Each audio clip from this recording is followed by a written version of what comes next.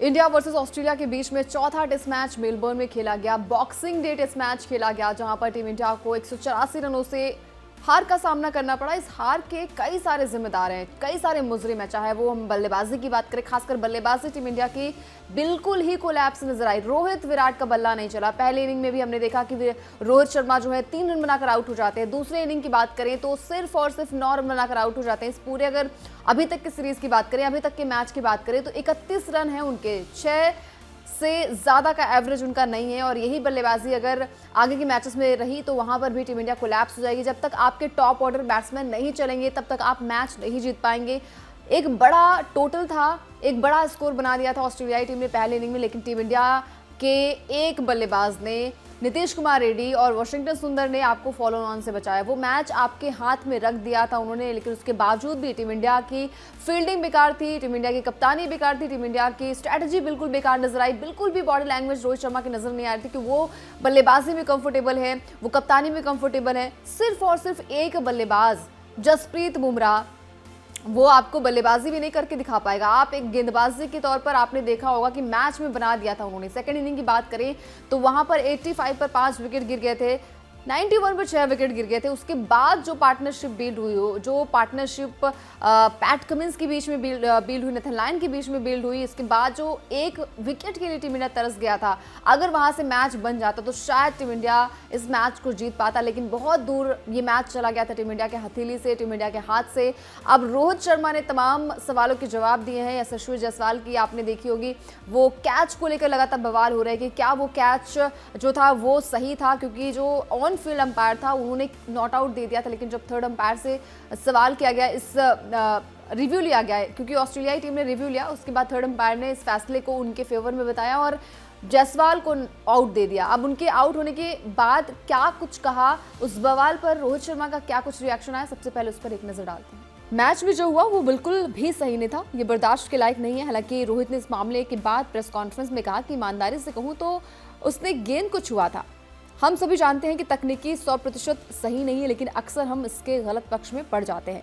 अब रोहित ने अपने बारे में क्या कुछ कहा उस पर भी एक नजर डालते हैं। कप्तान और बल्लेबाज के तौर पर मैं खुद से निराश हूँ, ये निराश करने वाला है। हम यहाँ जीतने के लिए आए थे, लेकिन कुछ चीज़ें जो काम नहीं कर रही हैं, मैं खुद भी निराश हूँ। एक टेस्ट मैच और भी बाकी है, हम सीरीज को बराबरी करने की कोशिश करेंगे। इसके अलावा बुमराह पर क्या कुछ कहा रोहित ने, उस पर भी एक नजर डालते हैं। बुमराह बिल्कुल शानदार रहे हैं, हम उन्हें इतने सालों से देख रहे हैं। वो सिर्फ देश के लिए खेलना चाहते हैं और टीम के लिए अच्छा प्रदर्शन करना चाहते हैं। हम बुमराह की गुणवत्ता जानते हैं, हम उन्हें इतने सालों से देख रहे हैं, लेकिन उन्हें अन्य गेंदबाजों से भी समर्थन की जरूरत है। हमने हर संभव कोशिश की, लेकिन हम महत्वपूर्ण मौके का फायदा नहीं उठा पाए। लेकिन इसका श्रेय ऑस्ट्रेलिया को जाता है, उन्होंने अच्छा खेला।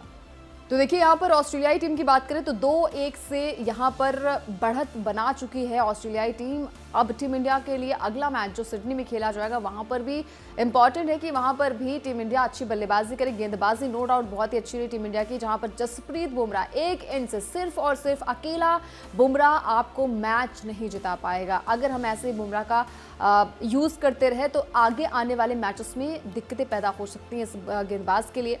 अब टीम इंडिया की बैटिंग कोलैप्स हुई है, ना ही वहां पर रोहित का बल्ला चला, ना ही वहां पर बात करें तो विराट का बल्ला चला। पंत क्या कर रहे थे कुछ समझ नहीं आ रहा था, पंत का भी बल्ला नहीं चला।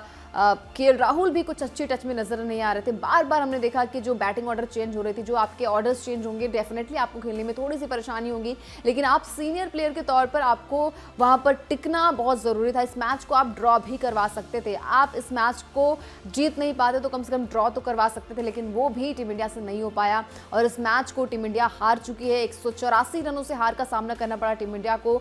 बुमराह की बात करें तो बहुत ही अच्छा उनका ये अभी तक का मैच रहा है, 30 विकेट उनके खाते में रहे हैं।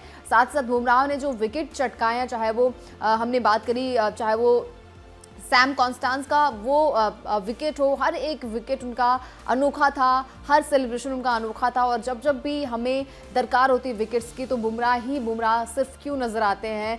और अगर ऐसा ही उनका यूज़ किया जाता रहा तो आगे के मैचेस में दिक्कतें उन्हें हो सकती है। तो बुमराह को कोई ब्लेम नहीं कर सकता। सिर्फ एक खिलाड़ी आपको मैच नहीं जिता पाएगा, आपको बल्लेबाजी में भी कुछ करना पड़ेगा, दमखम दिखाना पड़ेगा। रोहित विराट बार बार बाहर जाती गेंदों को छेड़ना, बार बार हमने देखा है कि रोहित शर्मा जो है वो पुल शॉट की तरफ बढ़ना और वहाँ पे कैच आउट हो जाना। आज भी उनके साथ यही हुआ। स्टार्टिंग में काफ़ी अच्छे टच में नजर आ रहे थे, लेकिन उसके बाद जो बैलेंस बिगड़ा उसके बाद तो टीम इंडिया ताश के पत्तों की तरह ढह गई।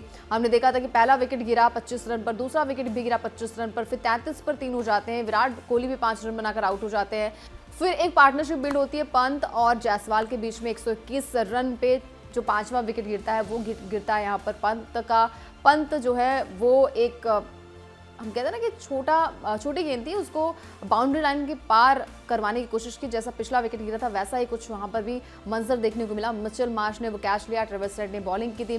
अब टीम इंडिया जो है वो बिल्कुल बैकफुट पर नजर आ रही है। अगर इस मैच को आपको जीतना पड़ेगा, डेफिनेटली आपको सिडनी मैच जीतना पड़ेगा, अदरवाइज आप WTC फाइनल की रेस से बाहर हो सकते हैं। अगर आप ये मैच हारे तो फिर आप WTC नहीं खेल पाएंगे। अब उम्मीद है कि सिडनी में कुछ टीम इंडिया अच्छा प्रहार करे, इस मैच को ड्रॉ करवाए, सीरीज को ड्रॉ करवाए और कहीं ना कहीं टीम इंडिया की जो उम्मीदें हैं वो थोड़ी सी बढ़ जाएंगी। अगर सिडनी मैच हम जीतते हैं तो WTC के पॉइंट्स की अगर बात करें तो वहाँ पर टीम इंडिया थोड़ी सी आगे बढ़ जाएगी और फिर जो ऑस्ट्रेलिया वर्सेस श्रीलंका के बीच में 2 मैचों की टेस्ट सीरीज खेली जानी है, वहां पर श्रीलंका को अगर एक मैच ऑस्ट्रेलिया को हरा जाता है तो डेफिनेटली टीम इंडिया जो है वो क्वालिफाई हो जाएगी WTC फाइनल खेलने के लिए। लेकिन उसके लिए टीम इंडिया को सिडनी मैच किसी भी हालत में जीतना पड़ेगा, अदरवाइज मुश्किलें और भी पैदा हो जाएंगी। अब दोस्तों आपके हिसाब से क्या कुछ लगता है कि कौन है इस हार का असली जिम्मेदार? क्या टीम इंडिया की बैटिंग में वो दमखम नजर नहीं आ रहा? सिर्फ और सिर्फ बैटिंग की बात करें तो नीतीश कुमार रेड्डी के अलावा कोई भी बल्लेबाज उस तरीके का इंटेंट दिखाता नजर नहीं आया। गेंदबाजी में सिर्फ बुमराह अकेले पड़ जाते हैं, तो सिर्फ 2 खिलाड़ी आपको मैच नहीं जिता पाएंगे। आपको पूरी टीम साथ में खड़ी होकर मैच को जीतने की जरूरत है। तो दोस्तों आपके हिसाब से क्या लगता है कि क्या है हार का असली कारण? कहाँ हुई टीम इंडिया से गलती? कमेंट करके बताइए फटाफट से। वीडियो पसंद आ गया हो तो लाइक शेयर भी कर दीजिए। इसके अलावा अगर आप ये वीडियो हमारे यूट्यूब चैनल पर देख रहे हैं तो चैनल को सब्सक्राइब कर ले, साथ ही साथ फेसबुक या फिर इंस्टाग्राम पर ये वीडियो देख रहे हैं तो चैनल को फॉलो जरूर कर ले ताकि भी खबर मिस ना होने पाए।